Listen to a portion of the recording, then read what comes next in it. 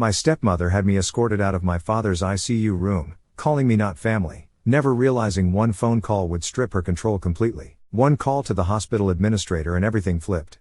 My stepmother's hand slammed against the hospital door. "Family only," Diane said. Her red nails dug into the doorframe like talons. "You're not his real son." I'd driven 8 hours straight from Portland. No stops, no food, just gas station coffee and the crushing fear that Dad wouldn't make it through the night. Heart attack, massive. That's all the nurse had told me on the phone that morning. "You should come now," she'd said, her voice tight with the careful neutrality medical professionals use when they mean come say goodbye. "Diane, please." My voice cracked. My throat was raw from crying during the drive somewhere outside Boise. "I need to see him. He doesn't want you here." She stepped fully into the doorway, blocking my view of the room beyond. "We've moved on, built a new family, a real family." Behind her, through the gap between her shoulder and the doorframe, I could see Dad's hospital bed, machines beeping in rhythmic patterns that sounded like countdown timers, tubes everywhere, oxygen, 4 lines, monitors tracking every struggling heartbeat. His face was gray against the white pillow, sunken, years older than the last time I'd seen him 6 months ago at Easter. "I'm his son," I said. The words came out smaller than I intended. "You're Helen's son." Diane's lip curled when she said my mother's name, twisting it into something ugly, the reminder of his first wife, the mistake he made before he met me.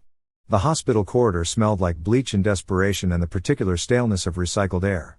A nurse pushed a medication cart past us, glanced over at the confrontation, made eye contact with me for half a second, then kept walking. Nobody wanted to get involved. "He raised me," I said, trying to keep my voice steady. 23 years, that makes me his son. That makes me family.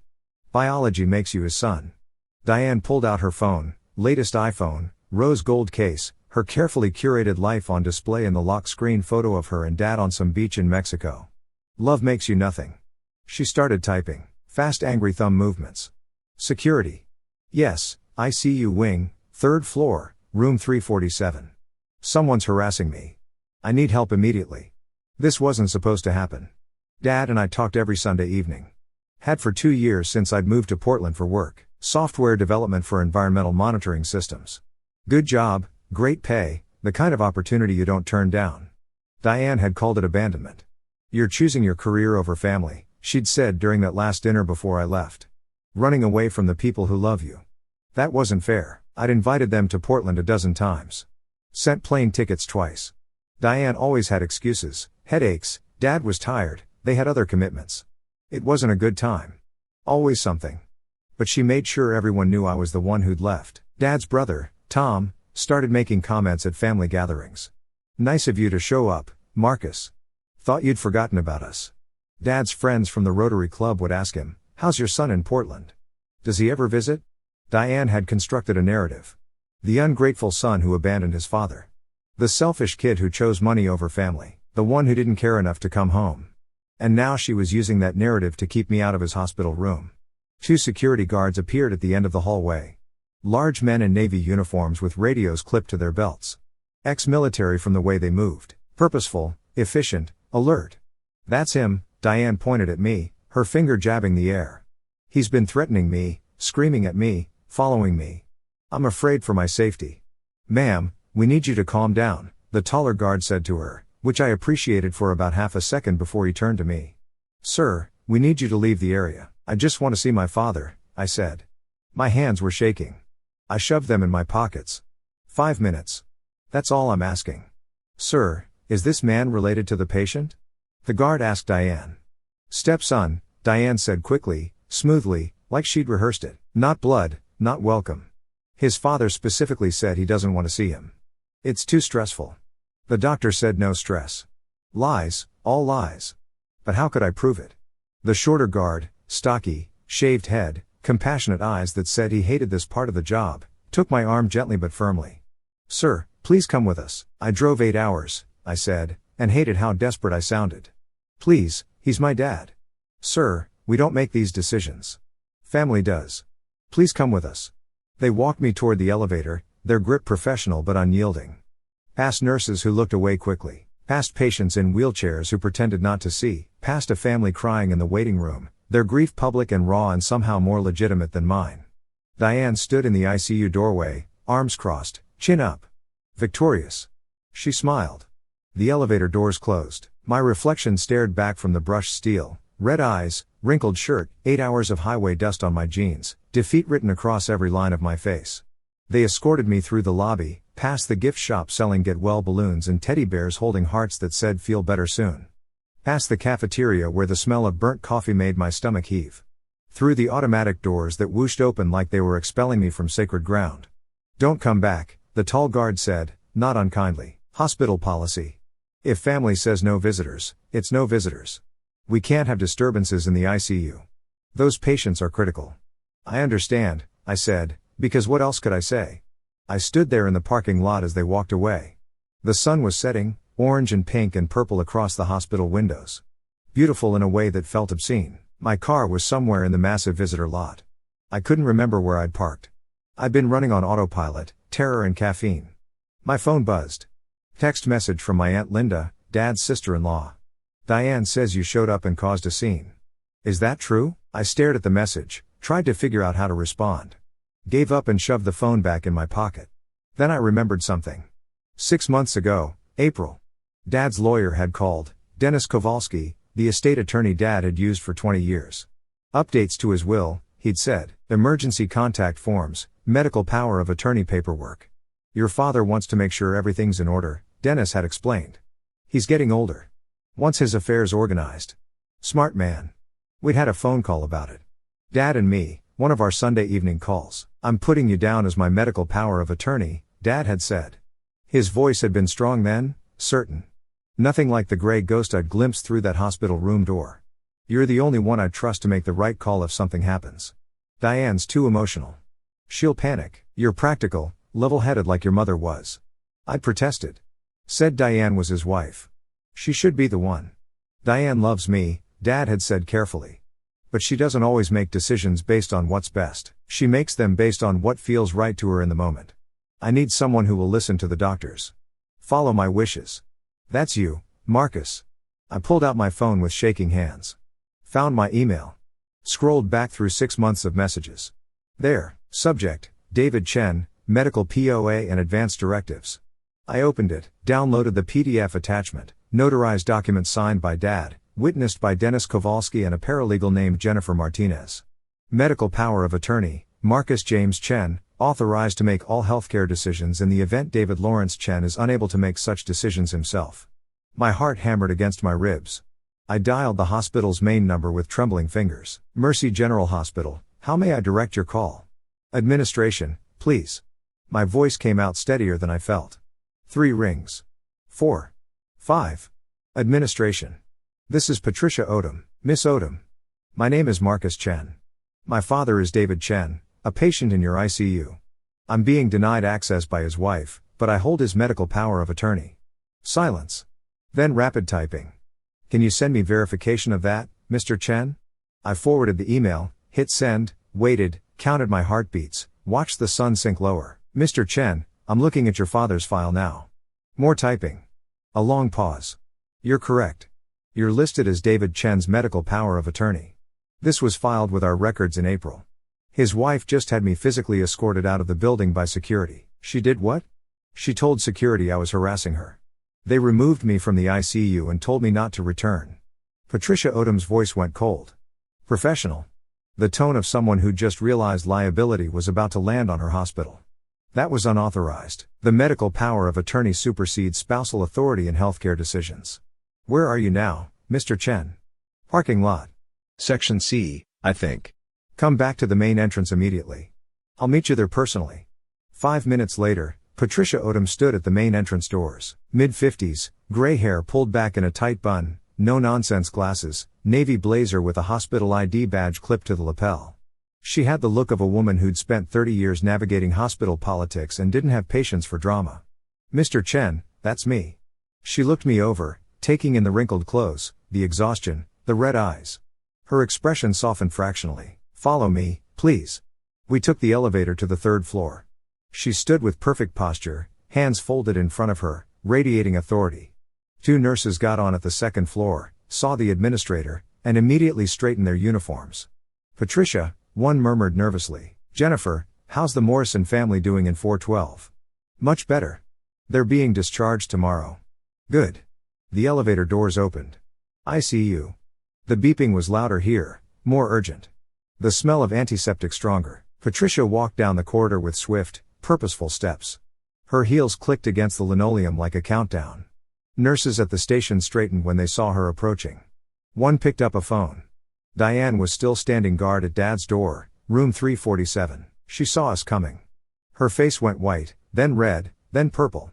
Mrs. Chen, Patricia said, her voice carrying down the entire corridor, ensuring every nurse, every visitor, every patient who could hear understood exactly what was happening.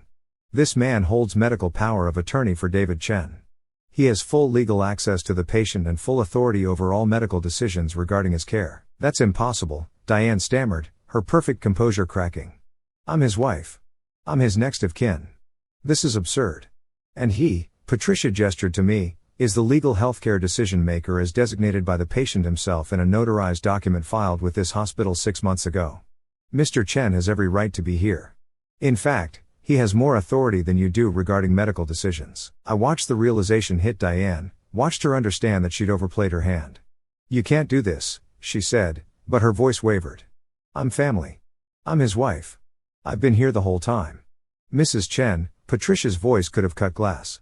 You just had the legal healthcare proxy forcibly removed from this facility by providing false information to security. If you'd like to contest the power of attorney, you're welcome to pursue legal channels, but as of this moment, Mr. Marcus Chen has full access to his father and full decision-making authority regarding his medical care.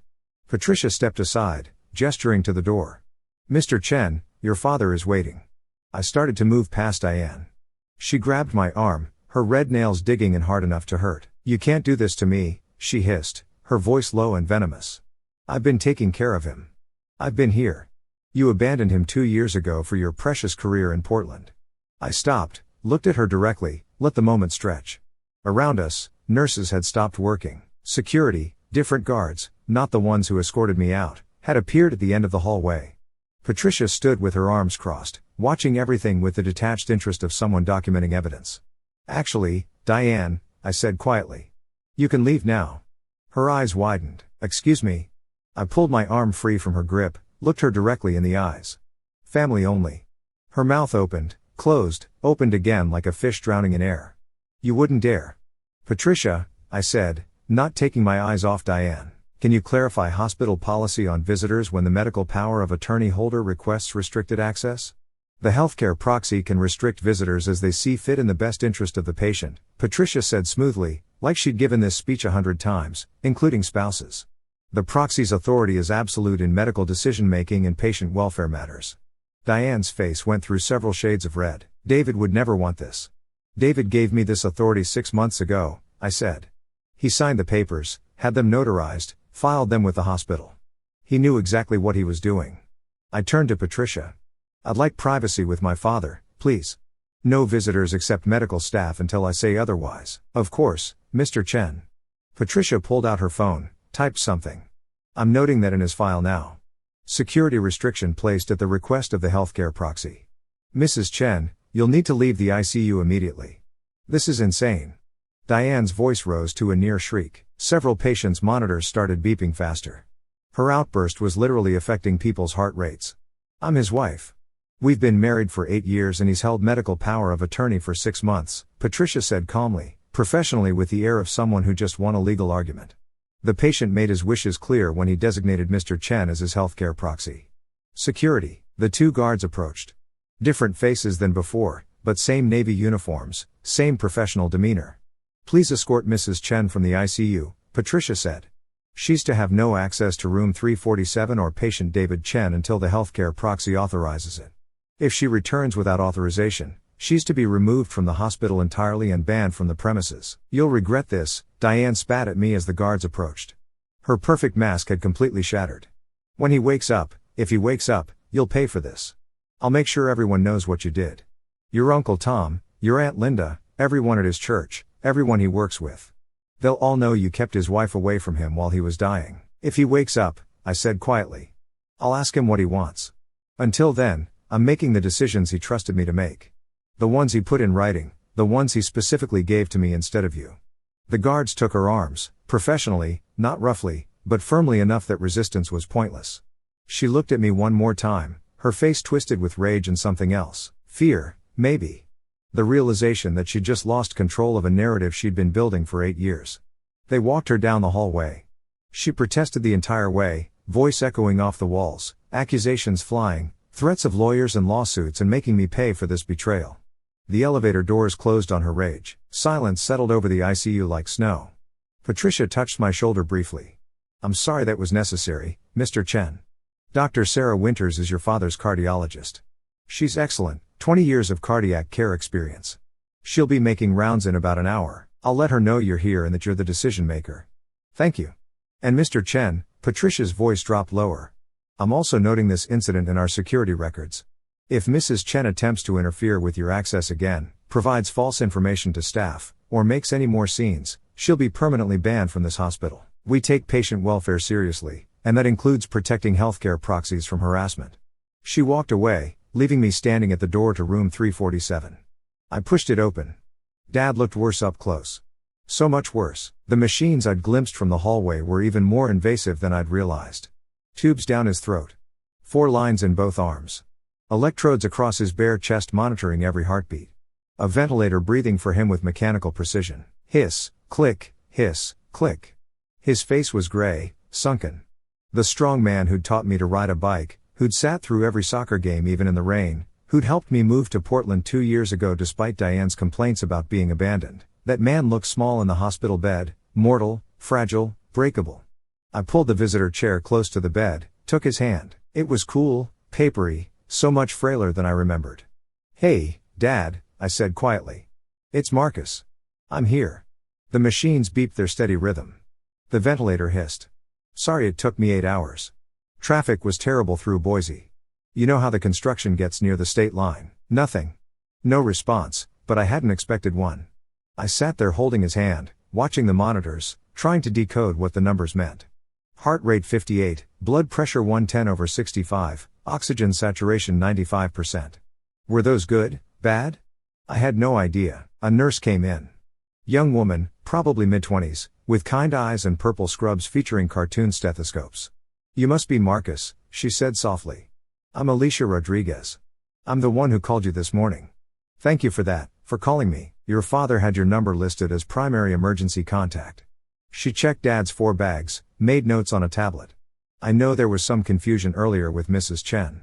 "Yeah," I said. "You could call it that. For what it's worth," Alicia said quietly, adjusting Dad's blanket with practiced care. "Your father talked about you a lot before the heart attack happened. Showed me pictures on his phone of Portland, the mountains, your apartment. Said you were doing really well. He was so proud." My throat tightened. "He was very," she smiled sadly. "He said you were the smartest thing he ever did. That you got your mother's brains and his stubbornness which made you unstoppable." I couldn't speak, just nodded. "Dr. Winters will be here soon," Alicia said. "She'll explain everything, his condition, the treatment plan, what to expect. It's serious, Marcus. I won't lie to you. But he's stable. That's something." She left me alone with Dad and the machines and the weight of decisions I might have to make. Dr. Sarah Winters arrived about an hour later. Tall woman, early 40s, dark hair streaked with gray, pulled back in a practical ponytail, white coat over scrubs, stethoscope around her neck. The posture of someone who'd spent 20 years studying to save lives and took that responsibility seriously. "Mr. Chen, I'm Dr. Winters, cardiac intensive care." She shook my hand firmly, professional, warm, but not overly familiar. "I understand you're David's healthcare proxy." "Yes, he designated me about 6 months ago." "Good. Then we can talk frankly without worrying about HIPAA restrictions." She pulled up Dad's chart on the room computer. "Your father suffered a massive myocardial infarction, a heart attack, at approximately 5:30 this morning. His wife called 911 immediately. Paramedics arrived within 7 minutes. That quick response probably saved his life." I nodded, absorbing information. "He had a complete blockage of the left anterior descending artery. We call it the widowmaker in cardiology because it's frequently fatal. We performed an emergency cardiac catheterization and placed 2 stents to open the blockage, but there was significant damage to the left ventricle before we could restore blood flow." "What does that mean?" I asked, my voice steadier than I felt. "It means his heart isn't pumping as efficiently as it should. We're using medications to support his blood pressure and heart function. He's on a ventilator because we want to reduce the workload on his heart while it tries to heal. Is he going to make it? Dr. Winters met my eyes. Direct. Honest. The next 48 hours are critical. If he remains stable, no additional cardiac events, no complications, his chances improve significantly. But I need to be honest with you, Marcus. The damage was extensive. Even if he survives, he'll need cardiac rehabilitation, significant lifestyle changes, possibly more procedures down the line. But he could survive. Yes, he could survive. He's strong for 63. He's fighting. The monitors show his heart is responding to the medications. I exhaled for what felt like the first time in hours. Now, Dr. Winters said, her voice gentler. I need to ask you some questions about his wishes regarding end-of-life care. It's standard for ICU patients in critical condition. My stomach dropped through the floor. He has an advance directive on file, I said quickly. It should be with his medical power of attorney paperwork. She pulled it up, read through it, scrolled. Yes, he's very clear about his wishes. No extraordinary measures if there's no reasonable chance of meaningful recovery. No prolonged life support if brain function is compromised. But we're not there yet, Marcus. Right now, everything we're doing is standard post-heart attack care with good odds of recovery. I just need you to understand the possibilities if things deteriorate. I understand. Do you have questions? I had 1,000 questions. I asked the most important one. Can he hear me? Maybe. Probably not consciously with the sedation we have him on, but some research suggests patients retain some awareness even under sedation. It doesn't hurt to talk to him. Some patients report remembering voices, feeling presences. We don't fully understand it. After she left, I talked to Dad. Told him about Portland, about the project I was leading at work, environmental monitoring systems for watershed management, about the apartment I'd rented with a view of Mount Hood, about the hiking trails I'd discovered, the coffee shops that served beans from local roasters, the food cart pods where you could get Thai and Mexican and Ethiopian all in the same block. All the things I'd told him on our Sunday phone calls, all the things Diane said meant I'd abandon him. Somewhere around midnight, Diane tried to come back. I was dozing in the uncomfortable visitor chair, neck at an angle that would leave me sore for days. The sound of raised voices in the hallway woke me. I don't care what he said. I'm going in there. Ma'am, you're not authorized. I'm his wife. I stood up, walked to the door, opened it. Diane stood at the nurse's station, flanked by Dad's brother, Tom, and Tom's wife, Linda. She was still in the same clothes from earlier, makeup smeared, hair disheveled. Tom looked uncomfortable. Linda looked furious. Security was already there.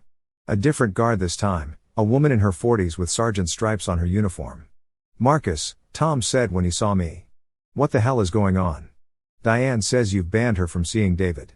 I haven't banned her, I said carefully, my voice still rough with sleep. I've restricted visitors to immediate family while Dad's critical, doctor's orders. Too much stress isn't good for him. She's his wife, Linda said sharply. That's immediate family. And I'm his son and his healthcare proxy, I replied. He gave me this authority 6 months ago for situations exactly like this. He wanted someone making rational decisions based on medical advice, not emotional reactions. Tom shifted uncomfortably. He was Dad's younger brother, 59, an accountant who'd always been the peacekeeper in family disputes. This seems extreme, Marcus. Diane's been taking care of David. She's worried sick. She had me forcibly removed by security this afternoon, I said flatly. Told them I wasn't family. Said Dad didn't want to see me. Lied to hospital staff and had his son, his healthcare proxy, thrown out of the building while he was dying. Linda's mouth opened, closed. Is that true, Diane? Tom asked. It was a misunderstanding. Diane's face flushed. I was emotional. David's heart attack was traumatic. I wasn't thinking clearly. You told security I was harassing you, I said. You smiled when they dragged me to the elevator. That's not a misunderstanding. That's deliberate. Tom rubbed his face. Jesus, Diane. I panicked. Diane's voice rose, cracking. He just showed up out of nowhere after barely visiting for 2 years. I talked to Dad every Sunday, I interrupted. For 2 hours every week. I invited you both to Portland 12 times. You always said no. Can we at least see him? Linda asked, her voice softer now. Tom's his brother. He has a right. I considered it. Weighed Dad's needs against family politics. 5 minutes, I said. One at a time, and if anyone causes stress or upsets him, you're out. Tom went in first. Came out 5 minutes later, wiping his eyes. He looks bad, Marcus. Really bad. I know. Linda went in next. Came out pale and silent, clutching Tom's arm. Diane tried to go in. I blocked the doorway. Not tonight, I said. You can't do this. Yes, I said, exhausted beyond caring about politeness. I can. That's literally what medical power of attorney means. I make the decisions. Dad trusted me with that responsibility 6 months ago. If you don't like it, you can hire a lawyer and contest it in court. But right now, tonight, I'm the one who decides who gets access to my father's ICU room. She opened her mouth to argue. Tom took her arm. Come on, Diane. Let's go home. Let Marcus do what David asked him to do. They left. Diane looked back once, her face twisted with rage and something else, fear. She was afraid of losing control of the narrative she'd spent 8 years building. The next 2 days were the longest of my life. I barely left the ICU, slept in the chair when exhaustion forced me to. Alicia and the other nurses brought me coffee, crackers, cafeteria sandwiches that tasted like cardboard but kept me functioning. I dozed in 20-minute intervals, jerking awake every time a monitor beeped differently. Dr. Winters made rounds twice a day. Updated me on Dad's condition in careful medical terminology I only half understood but tried to absorb. Stable, responding to medications, heart function improving, no additional damage, small victories measured in percentages and blood oxygen levels. Diane tried to visit again the next morning. I was half asleep when Alicia came to get me. Your stepmother is in the waiting room with more family members. They're asking to see your father. I splashed water on my face from the room's small sink, ran fingers through my hair, tried to look more awake than I felt. The ICU waiting room was crowded. Diane sat with Dad's church group, Pastor Michael, the Hendersons, the Yamadas, all people who'd known Dad for years. They looked at me with a mixture of pity and judgment. Marcus, Pastor Michael stood up. 60-something, gray beard, kind eyes that had presided over Mom's funeral 20 years ago. We heard about David. We wanted to see him. Pray with him. He's stable, I said, heavily sedated. He can't really interact right now. Then we'll pray quietly, Mrs. Henderson said. Just sit with him. Let him know he's loved. I looked at their faces. These were good people. People who'd brought casseroles when Mom died, who'd helped Dad through grief, who'd welcomed Diane into the community. 5 minutes, I said. 2 people at a time, quiet prayer only, no touching except hand-holding. The nurses will monitor. They filtered in over the next hour. Pastor Michael went first with Mr. Yamada.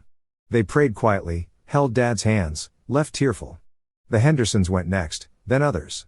Diane waited until last. Please, she said when everyone else had gone. 5 minutes. That's all I'm asking. I studied her face. She looked exhausted. Genuine grief showed through the anger. 5 minutes, I said. Alicia will be in the room the entire time. She nodded, went in. I watched through the window. She sat by his bed, took his hand, cried. Real tears, not performance. Leaned down and whispered something I couldn't hear. When she came out, her makeup was completely destroyed. Thank you, she said quietly. He's your husband, I said. I'm not trying to keep you away forever. I'm just trying to protect him while he can't protect himself. I know, she whispered. I'm sorry for everything yesterday. I was scared. I thought, her voice broke. I thought if I lost him, I'd be alone and you'd swoop in and I'd be the villain. You made yourself the villain, I said, not unkindly, but you can unmake it. Starting now. She nodded, left quietly. Dad woke up 2 days after the heart attack. Dr. Winters had reduced his sedation that morning. Said his vitals were stable enough to try bringing him back to consciousness. His eyes opened slowly around 2 o'clock in the afternoon, confused, unfocused. The breathing tube prevented him from talking. Dad, I leaned forward, taking his hand. It's Marcus. You're in the hospital. You had a heart attack, but you're okay. You're going to be okay. His eyes found mine. Squeezed my hand weakly. Dr. Winters came in immediately. She'd been monitoring from the nurse's station. Did a neurological assessment with brisk efficiency. David, can you squeeze my hand? Good. Can you wiggle your toes? Excellent. Do you know where you are? Dad nodded slightly. The movement constrained by the tubes. You had a heart attack, Dr. Winters explained clearly. We placed stents in your heart. You're doing well. We're going to remove the breathing tube this afternoon if you continue to improve. Do you understand? Another nod. Do you know who this is? She gestured to me. Dad's eyes found mine again, squeezed my hand harder. Your son has been here the entire time, Dr. Winters said. He holds your medical power of attorney. He's been making all your healthcare decisions. You chose very well. Something that might have been a smile tried to form around the breathing tube. They removed the breathing tube later that afternoon. Dad's first words, voice raspy and weak. "Marcus, you came?" "Of course I came," I said, my own voice breaking. "Did you think I wouldn't?" "8 hours, he whispered. "Worth every mile." "Diane," he said, struggling to get the word out. "She tried too." "We've worked it out," I said, not quite truthfully, but not wanting to stress him. "She's worried." "Everyone is." He managed a weak smile. "Bet she's pissed you have power of attorney," I laughed despite everything. "You could say that." "Good." His eyes closed, tired. "Sleep, Dad. I'll be here when you wake up." "Thank you," he whispered. "For coming, for staying, for being," he coughed, winced. "For being exactly who I needed." Dr. Winters kept Dad in ICU for 3 more days, then moved him to the cardiac step-down unit. I called my boss in Portland, explained the situation. Asked for emergency leave. "Take all the time you need," Sarah at HR said immediately. "Family first, we'll figure out the work." Diane and I developed an uneasy truce. She visited in the mornings. I visited in the afternoons and evenings. We overlapped sometimes, kept conversations minimal, and focused on Dad. A week after the heart attack, when Dad was awake and lucid and starting physical therapy, Diane caught me in the hallway. "I owe you a real apology," she said. "Not just for the hospital, for the last 2 years. I made it hard for you to be part of this family. I felt threatened by you, by your relationship with David. That was wrong." "Yeah," I said. "It was. I don't expect us to be friends," she continued. "But maybe we can be civil for David." "I can do civil," I said. She nodded. "And Marcus, thank you for making the medical decisions. I would have panicked. David was right to trust you. It wasn't friendship. It wasn't even really forgiveness, but it was a start."